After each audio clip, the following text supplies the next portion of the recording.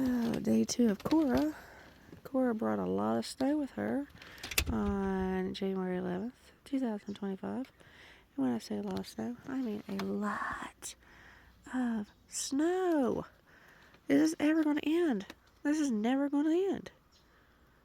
Ugh, never. It's currently 11 o'clock now, and it has stopped snowing for the time being. Oh, this stuff's never going to end. Snow, snow, snow, snow, snow. He's out here shoveling so we can get out tomorrow. Maybe. Hopefully. I think I see it. Oh, look at that heart on the truck. Snowing. How do you feel about snow? I hate snow. You see the heart on the truck? Isn't it pretty?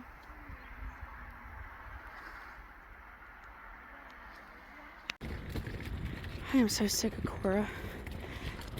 I got my wagon to go get my mail. Tanya, if you don't have one of these wagons, you really need to get one. I am literally getting my mail from my wagon today. Our roads are horrible here. Look at this. Loaded nachos for dinner. Pulled pork barbecue loaded nachos.